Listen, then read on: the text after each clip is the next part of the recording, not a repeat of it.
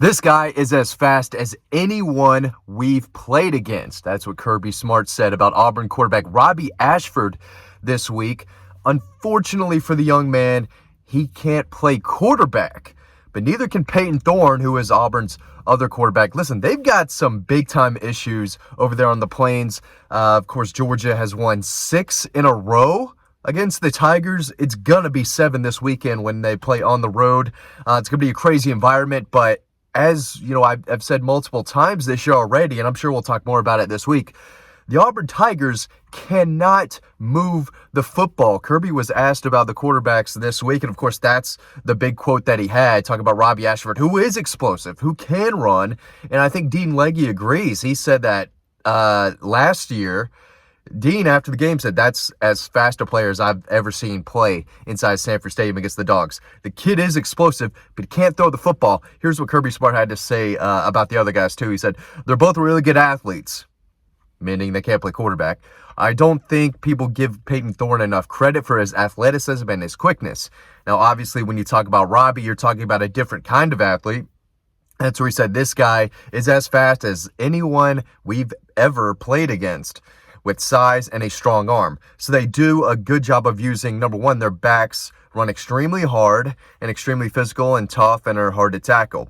And you combine that with the quarterback run, and it creates a lot of eye candy, lots of misdirection. They do a really good job. Hugh always has done a good job of that. Well, he didn't do a good job of it last week when they refused to try to move the football against A&M. They lost that game last week 27-10. They had 56 passing yards. 56 passing yards in an era of college football, and under a guy like Hugh Freeze, who spreads it out a lot and gets the ball to his playmakers and knows how to coach quarterbacks. I mean, he does. He is a good coach. Kind of a slime ball human, but he's a good coach.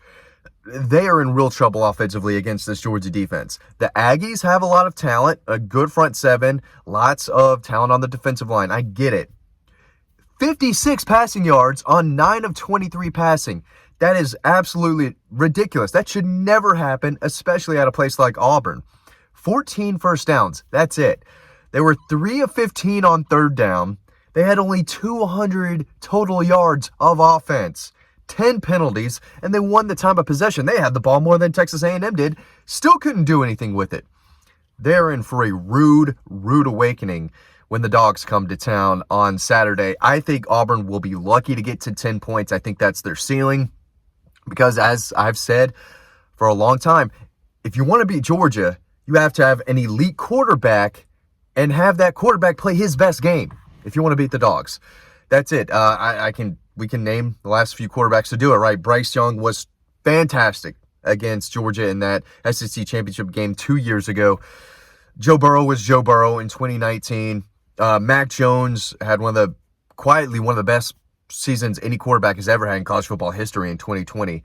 And then Kyle Trask, who was phenomenal in that year, 2020, with the Gators.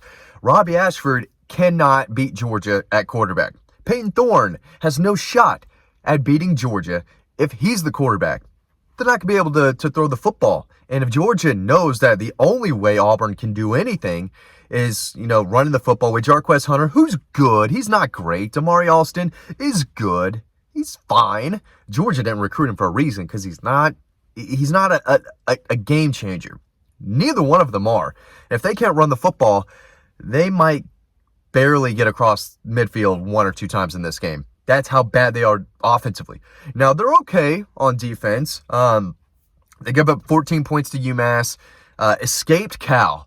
The fact that we're talking about the Cal Bears, right? The Cal Bears. They don't care about football over there. Those students don't even know, they don't know the rules over there. They're all, they got their nose in too many books, all right? Not the playbook. That's not a football school. In a place like Auburn, I don't care if you have to go over there, play on the West Coast time or anything. It's inexcusable to have a team like Auburn go to Cal and struggle and almost lose.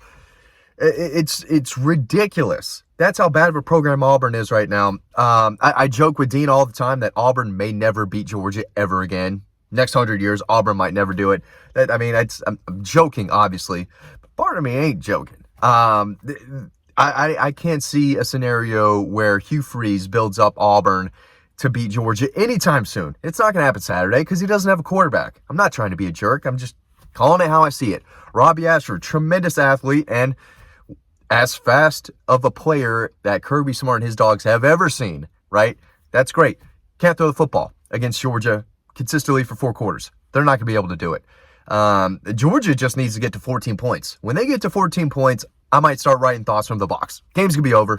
I do think Georgia, this looks like a 38-7 type of win. Georgia's going to get this game over with and play the backups and get them in a road game, not playing at Sanford Stadium. You want these young guys to play early in this game, and I just don't see Auburn having any success offensively. It's going to be very, very tough for them, but if you ask Kirby, they've got 2 quarterbacks who are athletic and are quick and can make plays with their legs and in the read option game and, can bring some misdirection and some eye candy to Georgia's defense.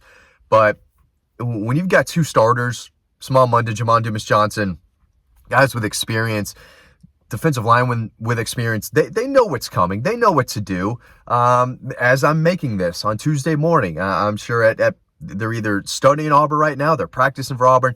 They know it's coming. There's not going to be a whole lot that confuses this defense.